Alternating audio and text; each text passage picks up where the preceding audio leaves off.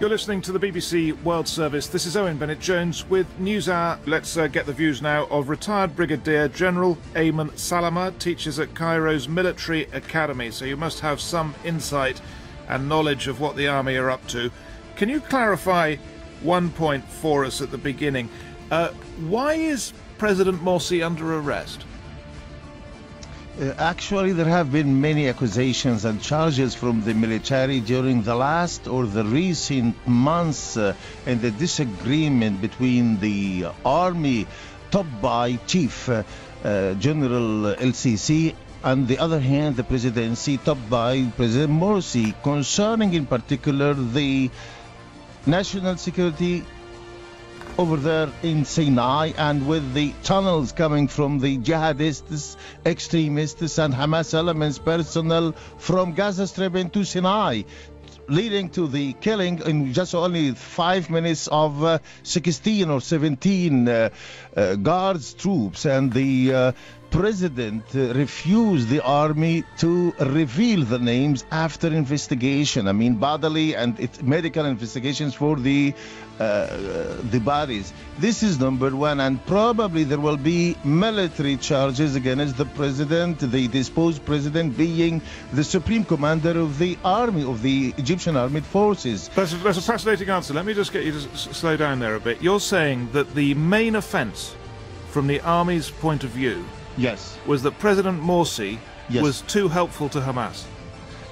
That's in particular, I mean, criminally speaking, he actually threatened the national and the military highest interests, security interests to the army and to the whole nation by actually collaborating to Hamas and facilitating something to Hamas against the interests of the army, security army, especially in Sinai. That's why I'm telling you. But probably, but he's the president, so yes, he can decide what policy he has towards Hamas or Israel or any of these issues. That's his right, surely. Theoretically and legally speaking, in books, he is the president and the supreme commander, but he is the first civilian super commander, civilian president to the whole nation.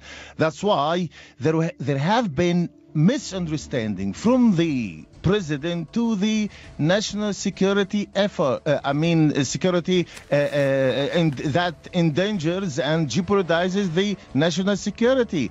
Bearing in mind the geopolitical and the military actually features of a state like Egypt with neighboring countries, especially Israel and Hamas. That's why there have been many, not only one, many points of disagreements between the president and the military. And let me repeat it again. The military asked the president many times to give them orders, directives to block, to shut off all tunnels with Gaza. But the president claimed that there have been many humanitarian actually sympathies with our neighbors in Hamas, in Gaza, to let them have a breath against the Israeli blockade against Gaza Strip. I don't want to sort of caricature your argument too much, but I think there are lots of people in the West, and quite a few in Egypt, who think the army did this to defend liberal Egypt. But in fact, you did it to defend Israel. You mean the army? No, I do not think so. I do not think so directly and frankly speaking. The army actually cannot, as being a military, not a police or security forces, cannot engage or combat and serve effectively and successfully all terrorists' activities in Sinai. The army is not experienced and qualified to this.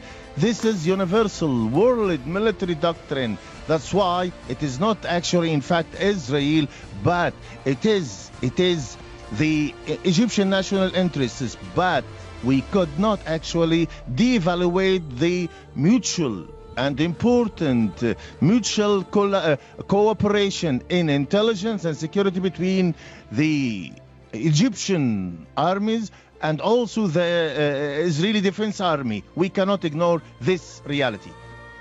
Very interesting interview. Thank you very much for explaining that to us. That was retired Brigadier General Ayman Salama.